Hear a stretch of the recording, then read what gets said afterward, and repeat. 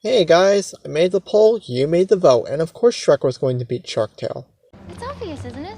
Shrek was released in 2001 and was based off of the book by William Steig, becoming one of the most worshipped, legendary movies on the internet. Besides He Who Must Not Be Named, you can never hear a dislike regarding Shrek. It's that loved. It won the Oscar for Best Original Screenplay and spawned a sequel worthy of being the president of movie making.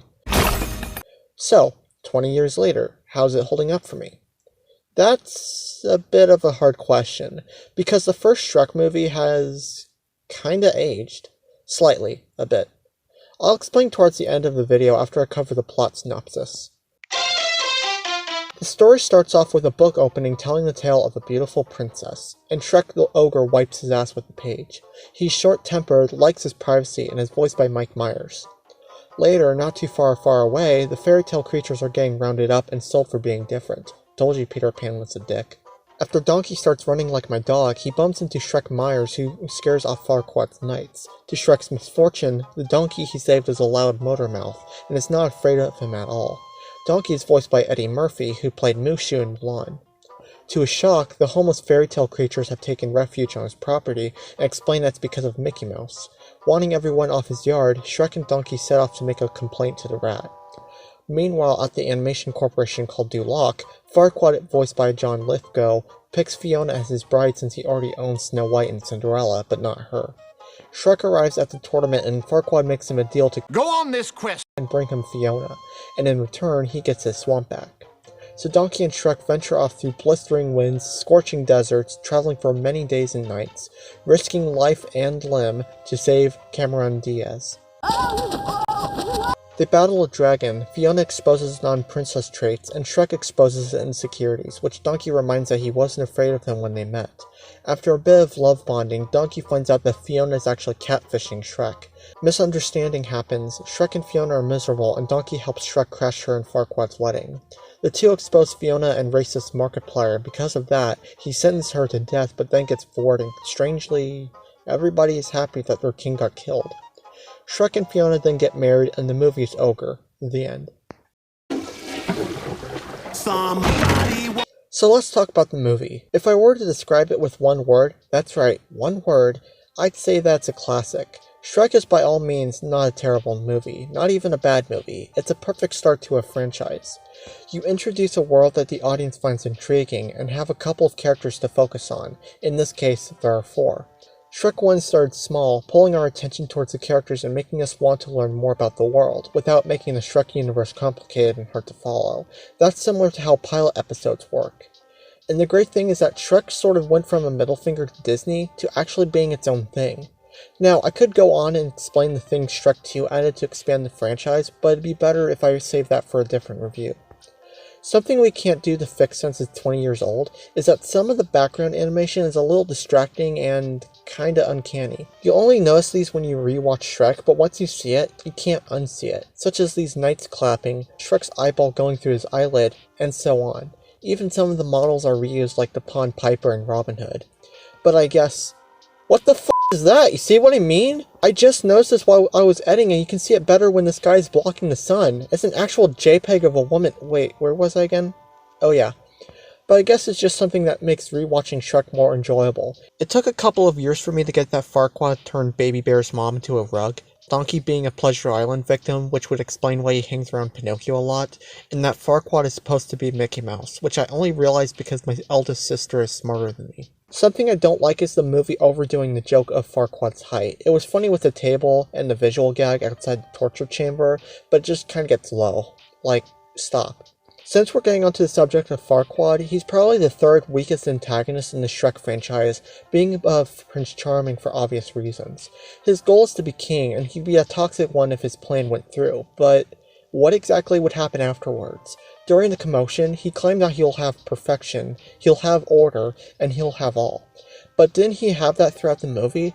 It's pretty much him wanting the title as king and not the power himself, since he already has it.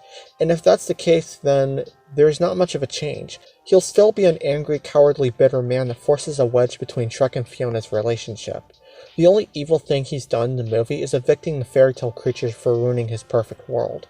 This kind of reminds me of my thoughts on Melon from Beastars, which is, what are his intentions? I guess that's pretty much it when it comes to the negatives. It's not surprising, to be honest. It's Shrek. It's nothing like that one. First positive is the choice of casting for the main characters. All of them play off of each other really well and makes the characters' intentions, insecurities, and struggles even more believable and investing. Mike Myers went as far as to redo his lines to add an Irish accent for Shrek. That's dedication right there.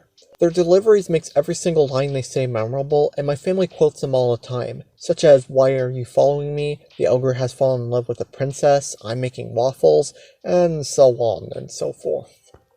Although Donkey has importance in the second and fourth film, the first film is honestly the most important to his character, and it's kind of sad that no one talks about it. Even though he's loud and isn't totally aware of what's going on around him, he's the one example that completely proved Shrek wrong regarding his insecurities. Unlike everyone else, he sees Shrek for who he is as a person. People take one look at me and go, "Ah, help, run! A big, stupid, ugly ogre." They judge me before they even know me. When we met, I didn't think he was just a big, stupid, ugly ogre. Donkey even serves as a supportive element to Shrek and Fiona's romance too, such as suggesting Fiona to be with Shrek instead of Quad, and dragging Shrek off his ass to confess his feelings for her.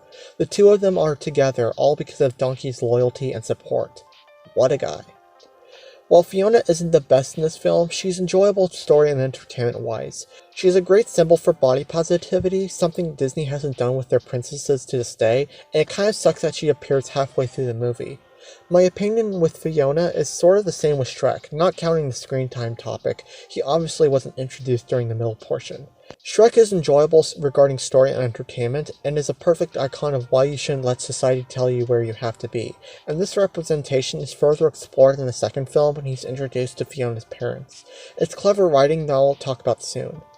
Farquaad's possibly my favorite character in this movie, but is in no way better than Donkey, Shrek, and Fiona, who only gets better as the franchise moves along.